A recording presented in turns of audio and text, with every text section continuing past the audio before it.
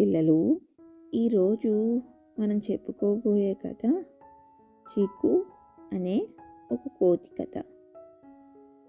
అనగనగా ఒక అడవిలో 2 కోతులు జంటగా ఉండేవి. వాటికి చీకు అనే ఒక కుమారుడు జన్మించాడు. వాళ్ళిద్దరూ చీకును చాలా ప్రేమగా పెంచారు. కాలక్రమేణా చీకు పెరిగి పెద్దవాడయ్యాడు. వయసు పెరిగిన కొద్దీ అతను పనులు నేర్చుకోవలసిన సమయం వచ్చింది. అయితే ఇక్కడే ఒక చిన్న సమస్య వచ్చింది. చీకు తల్లిదండ్రులు అతన్ని గారాబంగా పెంచడం వల్ల అతను ఏ పని నేర్చుకోలేదు. చాలా సోమరిగా తయారయ్యాడు. అతని తల్లిదండ్రులు ఏది నేర్పించాలని ప్రయత్నించినా అస్సలు శ్రద్ధ చూపేవాడు కాదు.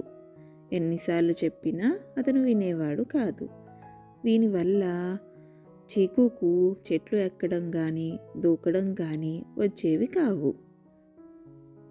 తమ కొడుకు భవిష్యత్తు గురించి వారిద్దరూ చాలా ఆందోళన చెందేవారు. తమ తల్లిదండ్రులు తన గురించి బాధపడటం చూసి చీకు తట్టుకోలేకపోయాడు. అతను ఇంటి నుండి పారిపోయి ఒక దూరంగా ఉన్న గుహ దగ్గర కూర్చున్నాడు. అక్కడ చీకు చెట్టుపైకి పాకుతున్న ఒక చీమను గమనించాడు.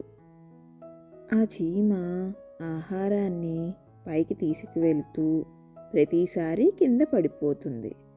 కానీ ఆ చీమ ప్రయత్నాన్ని వదలలేదు.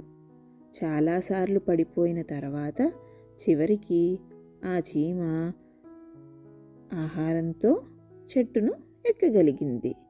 అది చూసిన చీకు ఇలా అనుకున్నాడు, ఒక చిన్న చీమ ప్రయత్నించి విజయం సాధించగాలేనిది నేనెందుకు సాధించలేను?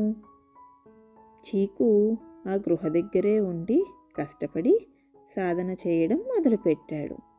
కొన్ని రోజుల తర్వాత అతను వేగంగా చెట్లు ఎక్కడం, దూకడం నేర్చుకున్నాడు. ఆ తరువాతే గోలు తిరిగి తన ఇంటికి వెళ్ళాడు. తన కుమారుడి విజయాన్ని చూసి తల్లిదండ్రులు ఎంతో సంతోషించారు. పిల్లలు, ఈ కథ నుండి మీరు తెలుసుకోవాల్సిన నీతేంటి? విజయం సాధించే వరకు మళ్ళీ ప్రయత్నిస్తూనే ఉండాలి. మళ్ళీ ఇంకొక కథతో కలుద్దాం.